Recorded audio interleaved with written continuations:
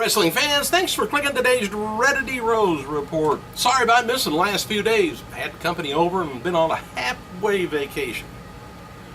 I'm back. Hey, after Monday's Raw in Brooklyn ended, superstars went to the locker room before the dark match even began, and then the dark match, of course, with John Cena defeating Ryback in a tables match for the title. The match went about 10 minutes before Cena put Ryback through the table to end the show. Sent everybody home happy except Ryback. Ryback is not the monster he once used to be, apparently. Alright, Bray, so there goes your Goldberg imitation. Alright, Bray Wyatt, he tweeted after attacking R-Truth on last night's Raw. He said, for those inferior, beneath the buzzards you will find decay, death, survival, absolution, a complete circle. He says, think about it. Well, I thought about it. I don't know what the hell he's talking about. Sheamus noted on Twitter that his role was minimal last night, pardon me, after the ladder, it was a ladder-related incident that happened at the ladder match. Anyway, he had an inflammation, he said, that doubled the size of his left thigh.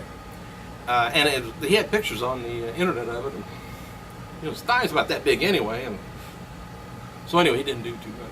But anyway, Daniel Bryan, Wade Barrett, they were scheduled to have a lengthy match on last night's Raw, but it was nixed because the promo segment with Paul Heyman and Punk went about 4 minutes too long. And instead of cutting Bryant and Wade Barrett short, officials decided to nix the match. To nix that one match and give Rob Van Dam and Jericho more time. And the Van Dam and Jericho match went about 22 minutes, just about a record for Raw,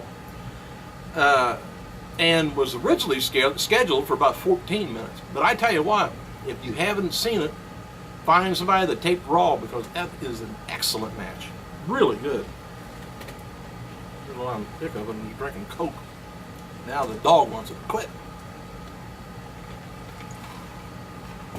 Alright. Come here. What? He wants Coke. Anyway, regarding the story from Monday, this Redditor, it's a website, as far as I know, they're known for leaking, I guess, WWE pay-per-view spoilers. And WWE noted that the company is known about the leaks for some time now. And they are aware they got a major leak, and officials are getting a little bit more agitated about it. And the story came out about Deadspin.com yesterday that the company is even madder about the leaks there. One source noted that WWE is more likely to deal with more than one mole at the top of the ranks. Stopping all leaks from the company, the leaks won't stop. It's just about impossible on that, because there's this involved. Itchy fingers or money. And WWE issued a statement to Deadspin, though, downplayed the leaks, but they said, we may have a modern-day Nostradamus on our hands. We might have to monitor these posts and in advance and for our next pay-per-view to see how good he is or she is.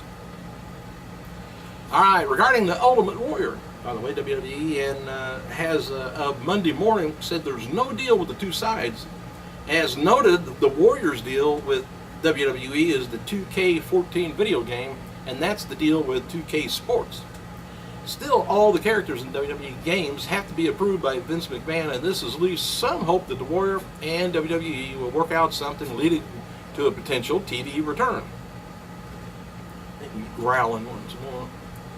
WWE.com reports that CM Punk, he suffered whiplash, strained ligaments in his knee and right ankle after the attack of Brock Lesnar on last night's Raw. They added that Punk's ribs are also bruised and potentially broken. Now, how can you have a rib potentially broken, meaning that they're going to break it later? I don't know. Quit. There was a backstage joke going around that's not really too funny at Money in the Bank, saying that the crowd in Philadelphia was larger than the total combined crowd for Rob Van Dam in the whole time he worked for TNA. Alright, WWE aired a video on the app last night of The Shield discussing why they attacked Mark Henry. Ambrose said Henry could have anything he wanted in WWE, but he is a disappointment because he's not hungry and has no heart. Ambrose says Henry won't get another shot at WWE title because he doesn't deserve one. Ambrose added that there's not a lot of time left for guys like Henry.